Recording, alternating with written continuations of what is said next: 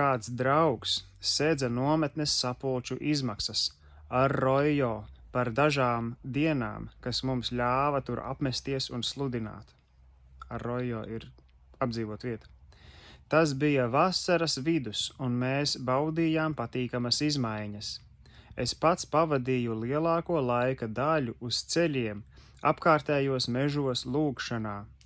Mēnesis gaismā naktīs es izlēju savas dvēseles saturu uz Dievu, un viņš mani tur sastapa, bet pa to laiku nometnē bija dzirdama pēdiņās tukšu vagonu grabēšana.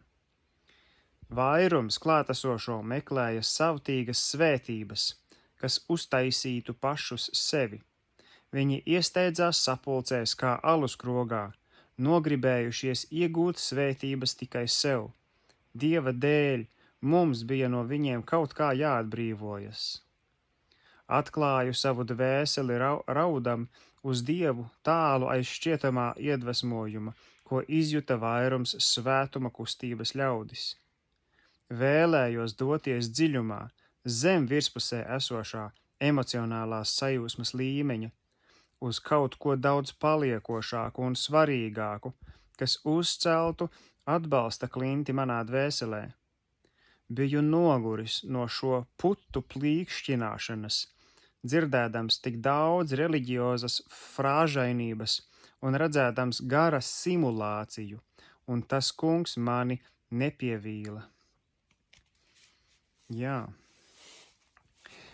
Nometnes sapulču org komiteja mani dabūja uz tepiķa, nožēlot grēkus manu traktātu dēļ, ko es izdalīju nometnē. Viņi domāja, ka ar to es uzbrūkot svētuma kustībai, bet faktiski es tikai stiprināju lasītāju atrast sevī dziļāku vietu Dievam. Atmodas vārdā viņiem visiem bija vajadzīgs vairāk pazemības un mīlestības. Un tā mani traktāti pret sektantismu un denominacionālismu pēdiņās, lai viņi visi ir viens, pēdiņas ciet, satricināja nometni. Patiešām, cilvēku veidotas kustības ir jāsatricina un pat jāizārda. Dievam ir tikai viena kustība, to ļaužu kustība, kas viņā ir viena miesa. Tā bija Azusa misijas vēsts pašā iesākumā. Saņēmu otru vēstuli no Evana Robertsa, kurā bija sekojošas rindas. Dārgais brāli, esmu ļoti pateicīgs tev par tavu visaptverošo laipnību attiecībā uz mums. Mani īpaši sajūsmināja labās ziņas par to, kā tu iesāki piedzīvot brīnišķīgas lietas. Lūdzot Dievu turpināt tevi svētīt ar daudz pateicībām, veltītām tavām labajām cerībām, es piederu tev tavā kalpošanā. Evans Roberts. Kādu vakaru devos uz Smeila draudzi, bet viņš no mācītāja pienākumiem bija atbrīvots. Pirmajā baptistu draudzē sapulces bija notikušas ikdienas 15 nedēļas pēc kārtas. Tagad bija pienācis septembris. Draudzes vadība bija nogurusi un vēlējās atgriezties pie vecās kārtības. Viņam tika izteikts ultimāts – vai nu apturēt atmodu, vai aiziet no draudzes. Viņš bija pietiekoši gudrs un izvēlējās aiziet no draudzes. Bet kādu šausmīgu grēku bija izdarījusi draudze? Tā bija uzdrīkstējusies izmest Dievu pa durvīm. Tāpat vēlāk tika izdzīts Dieva gars no draudzēm, Velsā. Reliģiozā vadība bija nogurusi no tā kunga klātbūtnes un izvēlējās atgriezties vecajā, satrunējušā draudzes kārtībā. Cik akli ir cilvēki! Dabiski, ka daudz garīgākie mācītāja Smeila draudzes locekļi sekoja viņam kopā ar citu strādnieku pulciņu, kas viņam bija pievienojušies no citām draudzēm atmodas uzplaukuma laikā. Viņi nekavējoties noorganizēja citu jaunās derības draudzi. Man bija sajūta, ka varbūt vismaz uz kādu laiku tas kungs atbrīvoja brāli Smeilu plašākam evaņģēliskā darba laukam, lai izplatītu atmodas liesmas plašākā apgabalā, bet viņš to tā neredzēja. Man bija saruna ar viņu par šo tematu, un man izdevās viņam noorganizēt uzstāšanos Lake Avēnijas metodistu episkopālajā draudzē Pasadenā. Tas bija tur notikušās atmodas centrs. Dienu pirms brāļa Smeila dievkalpojuma Lake Avēnijas draudzē 2 no mūsu vidus līdz pat pusnaktī lūdza Dievu. Brālis Smeils svētdien sludināja 2 reiz. Viņš bija brīnišķīgi svaidīts šiem dievkalpojumiem. Mēs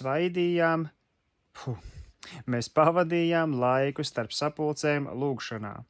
Viņa nestā vēsts bija par atmodu Velsā, un cilvēki tika vareni aizskarti Dievam. Brālis Smeils drīz vien noorganizēja jaunās derības draudzi. Es kļuvu par draudzes locekli, jo jūtu, ka man jāpaliek ar viņiem, lai gan man nemaz nerūpēja viņu organizācija. Viņš noīrēja Barkbankas zāli un gatavoja to sapulču noturēšanai. Pa to laiku es noorganizēju Fortstrītas svētuma zāli, kamēr Barkbankas zāle vēl nebija sagatavota ļaužu uzņemšanai. Tas kungs man deva citu traktātu ar nosaukumu Lūdz, lūdz, lūdz. Es to aizvedu uz tipogrāfiju ticībā, bet Dievs man laikā atstūtīja naudu. Tas bija spēcīgs aicinājums uz lūgšanu. Kā seno dienu praviešiem, mums ir jālūdz par tiem, kas nelūdz paši par sevi. Mums ir jāaizlūdz par citu cilvēku grēkiem, un tie jāizsūdz viņu pašu labā. Apmēram tajā laikā, kad mēs ar brāli Bohmeru lūdzām, vairākās sapulcēs, par kurām lūdzām, brīnišķīgā veidā izlējās gars. Mēs jutām, ka esam satvēruši Dievu aizlūgšanā. Ziņojumi demonstrēja mūsu pārliecību. Lūgšana izmainīja lietas. Pareizā lūgšanas veidā slēpjas brīnišķīgs spēks. Piemēram, Elija Karmela kalnā, cilvēks, kas lūgdams lūdza mūsu labā. Daudz spēja taisna cilvēka lūgšana, darbodamās savā spēkā. Šajā kontekstā arī var būt nepieciešama grēku izsūdzēšana. Izsūdziet cits citam savus grēkus un aizlūdziet cits par citu, ka topat dziedināti.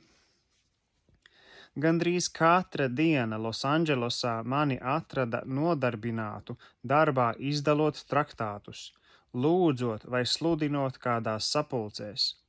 Es regulāri rakstīju rakstus reliģiskajai presei, kādā telts sapulcē Pasadenā. Tas kungs mani brīnišķīgi svaidīja tieši sludināšanas laikā, un pie altāra atnāca 20 dvēseles. Līdz šim laikam aizlūgšanas gars manī bija tā iemājojis, ka es lūdzu gandrīz dienām un naktīm. Es arī daudz gavēju, kamēr mana sieva bija gandrīz izmisumā par manu dzīvību, bet mani bija satvērušas mana kunga bēdas. Es atrados Ģedzemanē kopā ar viņu, viņa dvēseles dzemdību sāpēs.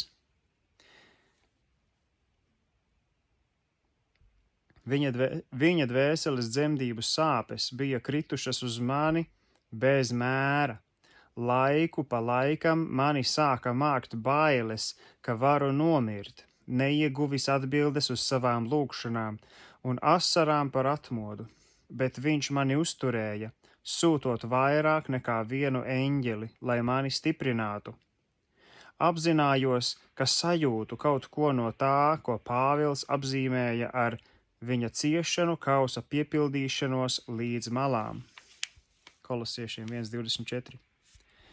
pazudušās pasaules dēļ. Kādi pat baidījās, ka esmu zaudējis prātu. Viņi nespēja saprast manas šausmīgās rūpes. Tāpat arī šodien tikai retais saprot šīs lietas. Miesīgais cilvēks nesatver to, kas nāk no Dieva gara, jo tas viņam ir ģeķība. Viņš to nevar saprast, jo tas ir garīgi apspriežams. Sautīgs, uz sevi vērsies gars nekad nesapratīs patiesu upuri, bet, kas grib izglābt savu dzīvību, tas to zaudēs. Ja kviešu grauds nekrīt zemē un nemirst, viņš paliek viens, bet ja viņš mirst, viņš nes daudz augļu. Mūsu kungs bija norūdīts ciešanās, kā arī pilns prieka.